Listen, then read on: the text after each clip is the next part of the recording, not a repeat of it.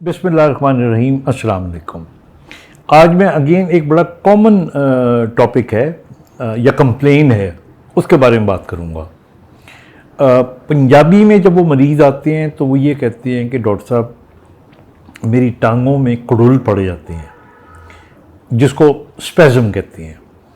इसी तरह बाज़ लोग आके कंप्लेन करते हैं कि उनकी जो हाथ की उंगली होती है, ख़ास तौर पे ये वाली उंगली है, ये वाली, ये यूँ हो जाती है और फिर ये खुलती नहीं है बड़ा, और फिर ये पेन करती है।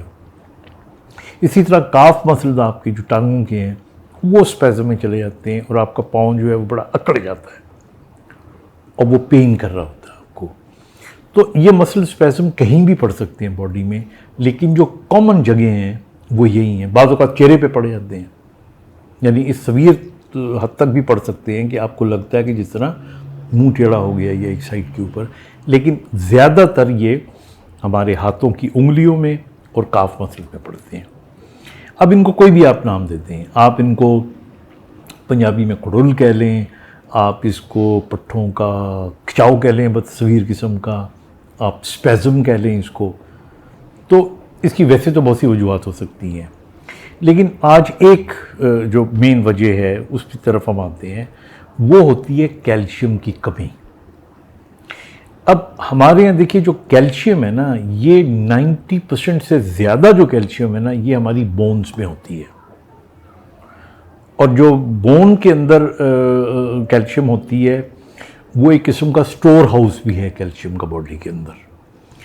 फिर उसके बाद ये हमारे ब्लड में होती है, और ब्लड के अलावा ये हमारी इंटरस्टिशियल जो स्पेसेस होती हैं उनके अंदर भी मौजूद होती है। अब होता क्या है? होता ये है कि जब कैल्शियम की कमी होती है तो कैल्शियम जो है ये बेसिकली हमारे जो सेल्स होते हैं उनकी जो मेम्ब्रेन होती है उसको ये स्टेबलाइज करती है। अब मैं छोटी सी मिसाल दूँ आपको, आप ये समझें कि ये हमारी नर्व है और ये हमारा पट्ठा है। तो ये नर्व हमारी इस पट्ठे को लग रही है। जब हम सोचेंगे कि हमने पट्ठे को अकड़ाना है तो ये मैसेज नर्व से होता हुआ पट्ठे को जाएगा और पट्ठा अकड़ जाएगा।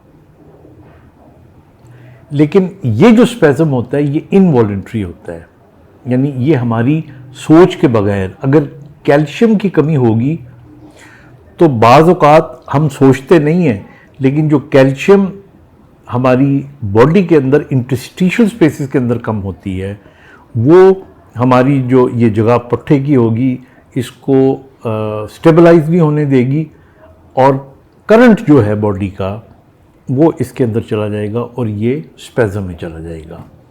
अब इस कॉम्प्लिकेटेड चीज़ को समझने के लिए बड़ा आसान तरीका यही है कि अगर सादे लफ्ज़ों में कैल्शियम की कमी हो तो ये स्पेज़म हो सकते हैं।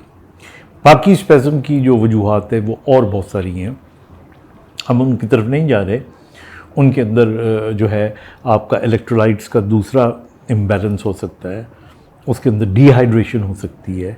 आपने खिलाड़ियों को देखा होगा अक्सर, ये क्रिकेट का जो मैच होता है गर्मियों में जब खेल रहे हों, पानी की बहुत कमी हो, तो इनके जो हैमस्ट्रिंग मसल्स होते हैं इनके स्पेज़म में चले जाते हैं।